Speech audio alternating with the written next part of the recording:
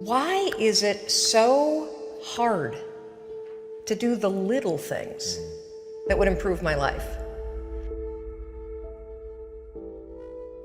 The way that our minds are designed is our minds are designed to stop you at all costs from doing anything that might hurt you.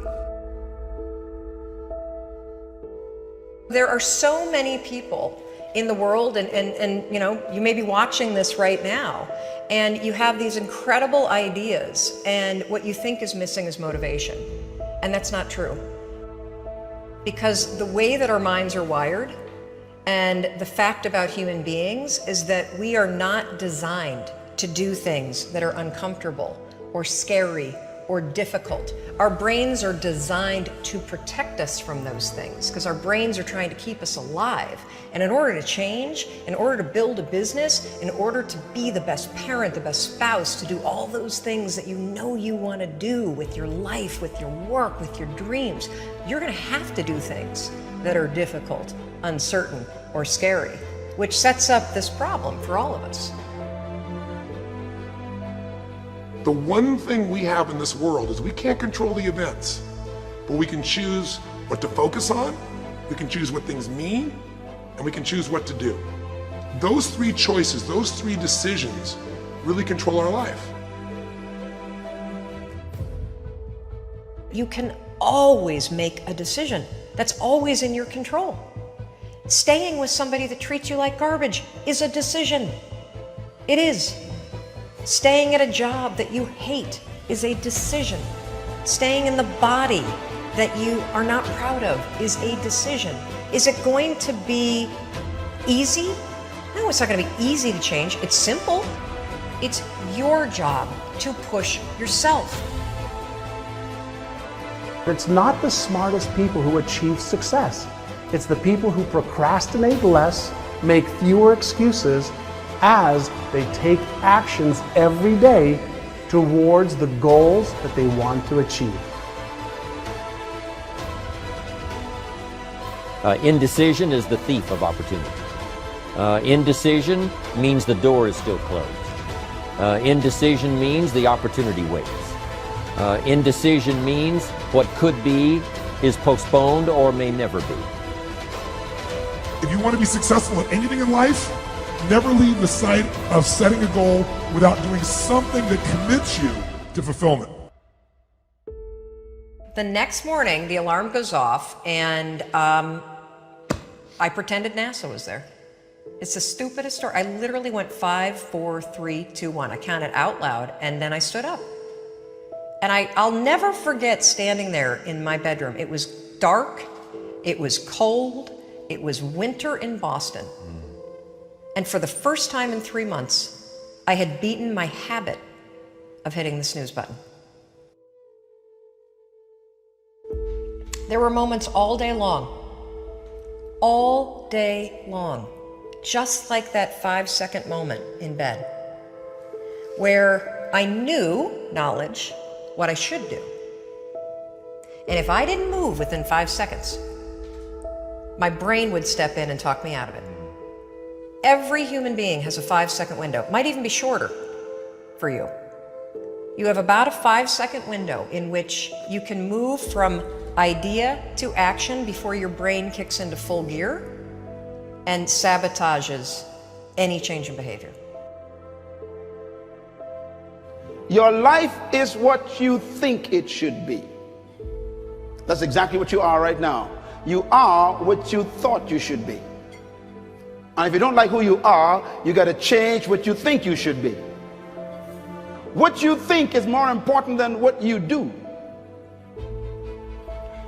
And so if you want to change, you got to work on this attitude bit.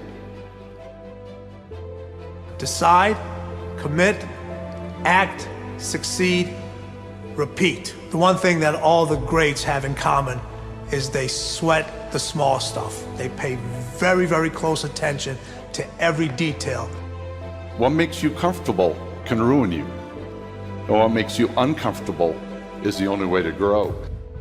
What you are and what you become depends on how you use your time.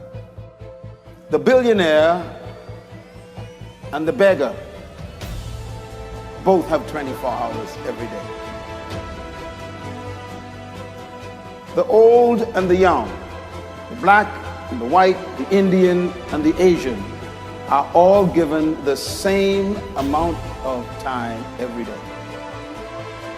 You cannot stop a day. You cannot stop an hour. But you can control how it will be used. Your life comes down to your decisions, and if you change your decisions, you will change everything. When you understand the power of a 5-second decision, and you understand that you always have a choice to go from autopilot to decision maker, everything in your life will change. You will be a different negotiator, you will be different in sales, you will be unstoppable in the gym, because you will realize the amount of garbage that you put in the way of your hopes, of your dreams, of your potential, of your confidence, of your courage. Everything comes down to the decisions that you make. Take ownership. Take extreme ownership. Don't make excuses. Don't blame any other person or any other thing. Get control of your ego. Take ownership of everything in your world, the good and the bad. Take ownership of your mistakes. Take ownership of your shortfalls. Take ownership of your problems. And then take ownership of the solutions that will get those problems solved. Take ownership of your mission. Take ownership of your job, of your team, of your future, and take ownership of your life. The first source of inspiration is deciding. Second source of inspiration is planning. And now, here's a big source of inspiration, beginning. Getting started. Actually turning thought and the notes on the paper, the plans, actually now committing it to action. Getting started. I'm a humongous believer that ideas are and that execution's the game. Well, I think the one thing that discipline definitely does help you with is it helps you get things done. And when you get things done, when you actually do things, you have more success.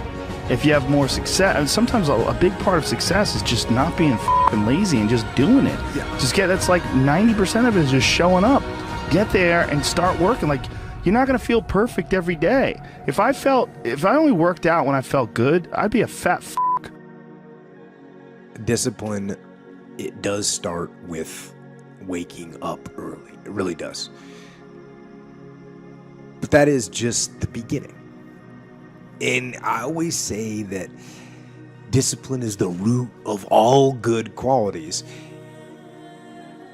But you have to absolutely apply it to things outside of just waking up early. It's everything. It's working out every day, making yourself stronger and faster and more flexible and healthier.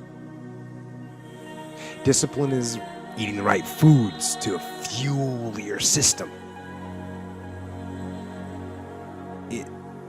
It's about disciplining your emotions so you can make good decisions. Doing the tasks that you don't necessarily want to do, but that you know will help you. The thing about self-discipline is that it is necessary for everything you do in your life. You have to be self-disciplined. Discipline is not punishment. It's not. If you change your mindset and really focus it on what discipline really is, you start to welcome discipline. You welcome self-discipline into your life. People have to know you, not because, oh, he's a good salesman. Oh, he's a good this. Oh, he's an artist. People need to know you for one major thing first. He works. He produces. The guy's there every day. The guy's pushing and shoving. Because the truth is, no matter how good your ideas are, how good your art is, or how good your skill set is, If you're not working, man, if you're not vibrating at a frequency that people say, my God, how does that guy do all that? If you're not vibrating at that rate, if you're not working at that level, you're not going to make it.